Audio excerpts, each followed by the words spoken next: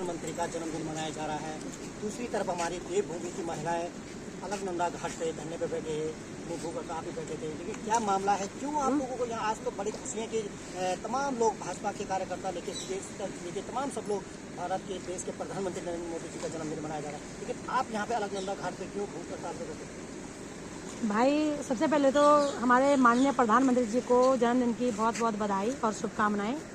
भाई हम इसलिए बैठे हुए हैं यहाँ पे कि हमारे पूरे देश भर से 42 करोड़ लोग और हमारे उत्तराखंड से 25 लाख लोग LUCC नामक सोसाइटी से पीड़ित हैं, जो कि हमारे भारत सरकार के कृषि मंत्रालय द्वारा रजिस्टर्ड थी और केंद्र से सहकारिता मंत्री के अंतर्गत काम करती है और हमारे राज्य में भी सहकारिता मंत्री के अंतर्गत काम करती है।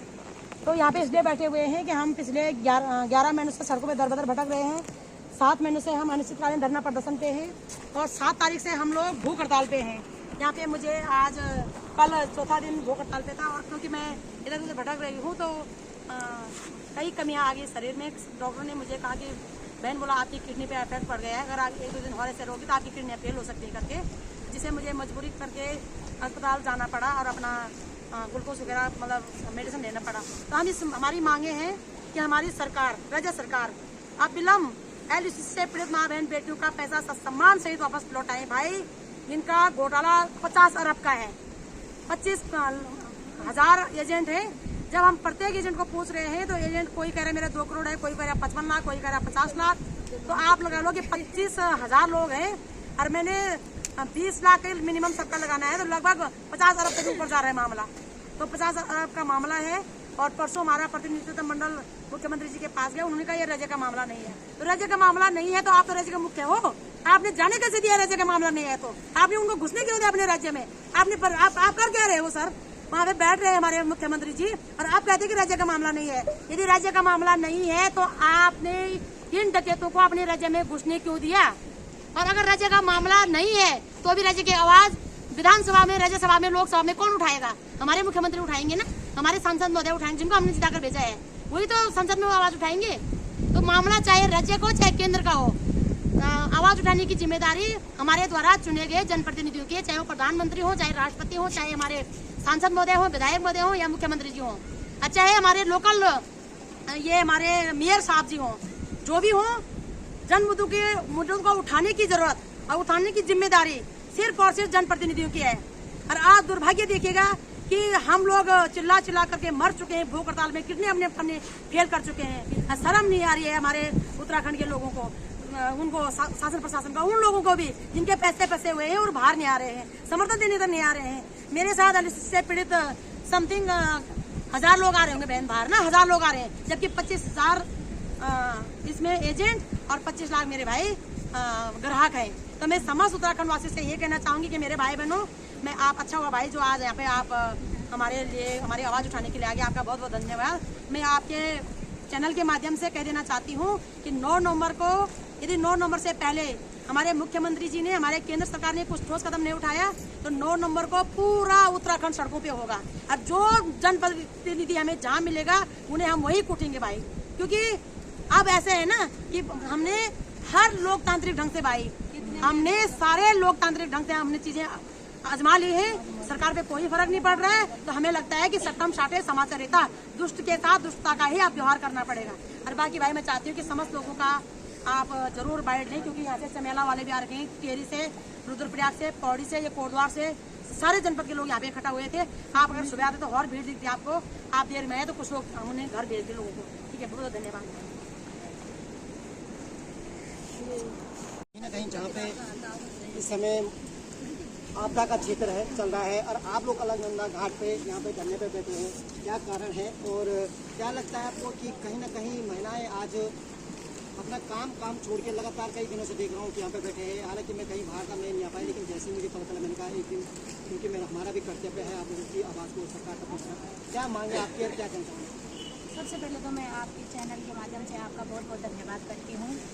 और हम टिहरी गढ़वाल चमेला से यहाँ पर आए हैं क्योंकि जो हमारा आज ये दुर्भाग्य है, दुर्भाग्यपूर्ण हमारा जो है कि हमें ये घाट में उतरना पड़ रहा है, जबकि हमारी जो संस्कृति है, जो हमारे उत्तराखंड की जो संस्कृति है, महिलाओं को घाट पे नहीं ले जाया जाता। जाता है।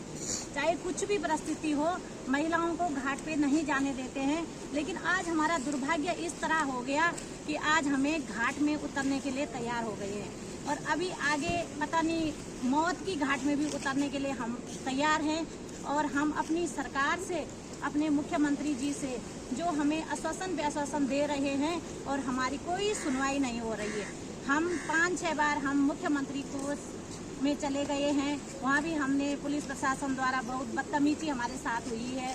और हम आज हमारा यहाँ अलकनंदा जो ये घाट है, हम अपनी बहन सरस्वती दीदी के समर्थन में यहाँ आए, जबकि उनकी तबीयत, हमने सोशल मीडिया के माध्यम से उनकी तबीयत की जो जानकारी हमें मिली है, तो हम इसीलिए इतनी दूर से गाड़ी बुकिंग करके यहाँ दीदी के समर्थन पे आए हैं। और उनकी स्वास्थ्य के लिए हम भगवान से प्रार्थना करते हैं कि उनकी स्वास्थ्य में कोई गड़बड़ी ना आए और कोई उनको दिक्कत ना हो।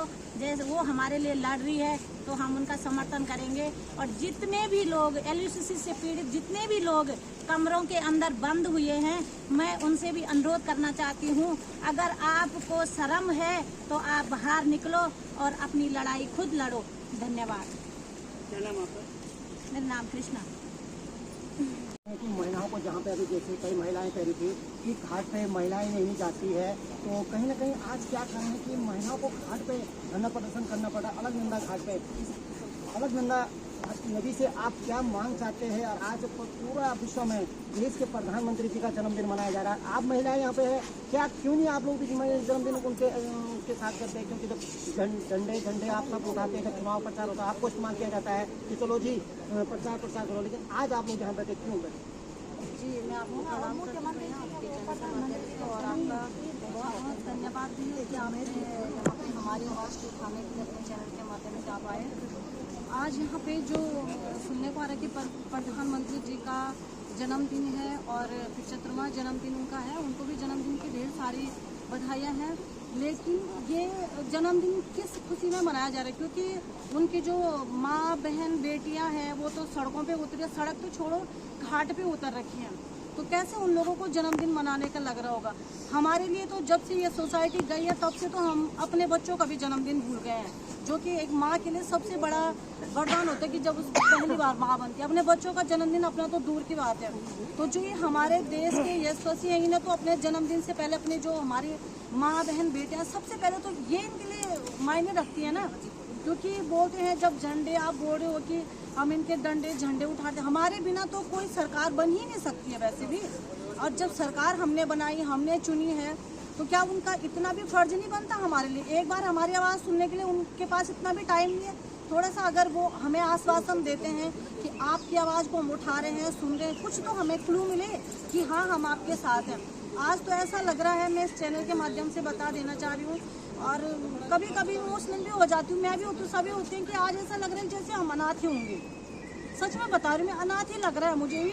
और यहाँ पे सरस्वती बहन है, कंटिन्यू इतनी हालत उनकी ख़राब हो गई थी कल कि हम इतने नर्वस हो गए थे। कल हमें ऐसा लगा अगर इनको कुछ होता है तो कल की डेट में इनके बच्चों को, इनके घर वालों, इनके हस्बैंड को हम क्या जवाब देंगे कि हमारी वजह से एक बहन ने अपनी जान गंवा दी है, तो इसकी जिम्मेदार कौन लेगा? घाट घाट पे हमारी महिलाएं बैठी हैं। मेरे को तो पहले से मैं सुनती थी तो हमारे अब सब माना जाता है कि महिलाएं लक्ष्मी हो तो उन्हें घाट पे नहीं जाना चाहिए। आज उन्हें दिख रहा है सब, ऐसा नहीं है कि किसी को नहीं दिख रहा है। हमारी उत्तराखंड की सरकार है, क्या उनके पास ये गया नहीं है, न्यूज गई नहीं उनके पास?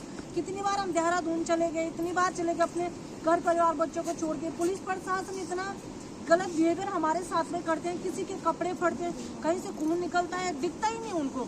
और ये डंडे झंडे हमने उठाए हैं, आज उसी का ही परिणाम हमें मिल रहा है। बीजेपी के नेता अगर हैं, कहीं जिंदा हैं, तो वो जरूर हमारे समर्थन में भी आ सकते हैं।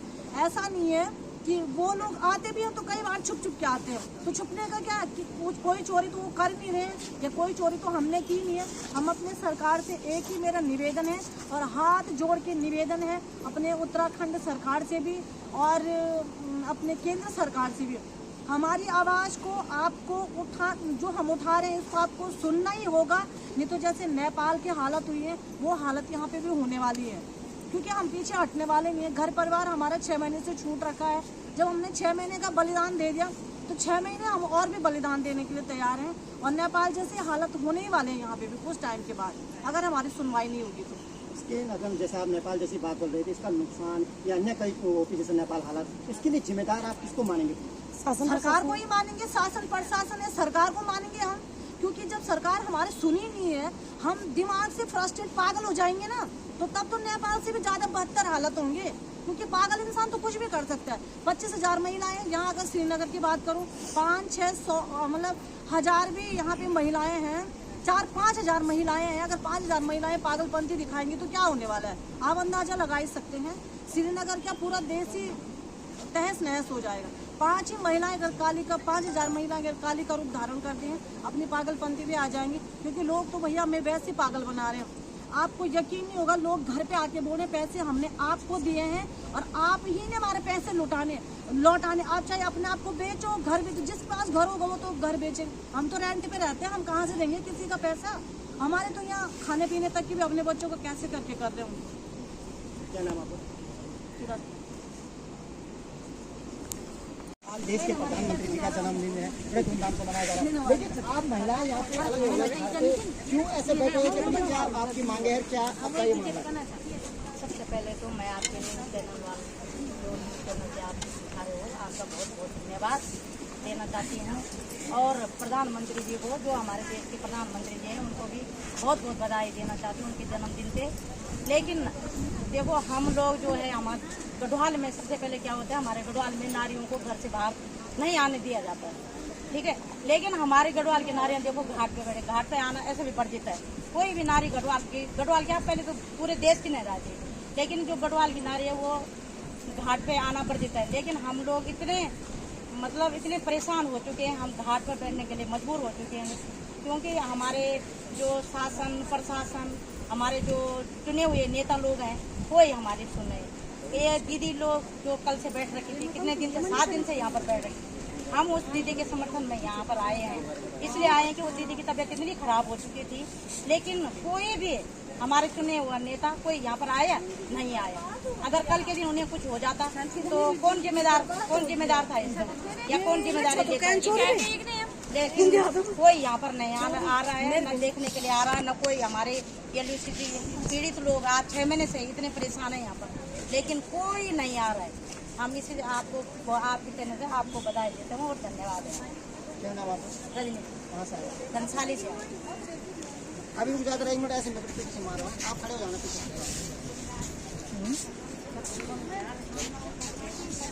नहीं खड़ा हो जाए ना,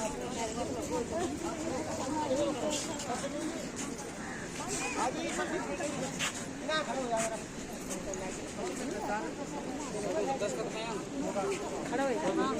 वो दीदी तो बोला मत कर रहे नहीं बुलाने के लिए।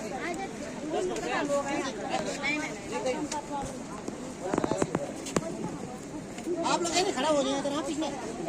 तहसीलदार जी ने मेरे को लिख के दिया था कि हम करेंगे उसका भुगतान सारा। डीएम ने मेरे से वो जो विज्ञापन मैंने उनको दे रखा था, चिट्ठी लेके गई यहाँ से, वो पकड़ी, रिसीविंग भी दी मुझे। और जब दूसरी बार हम गए तो हमारे साथ कोई था नहीं।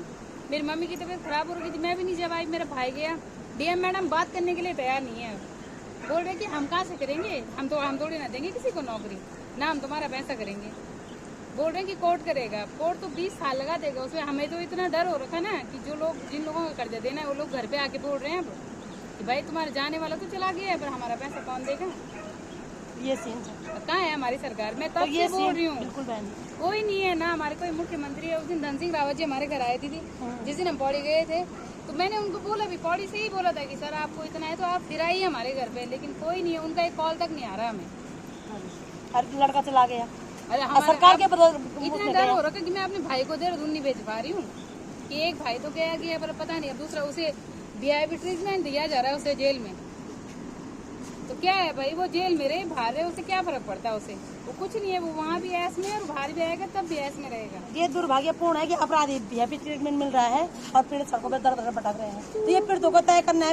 अब उत्तराखंड जितने भी पीड़ित है, जो जहाँ पीड़ित कोई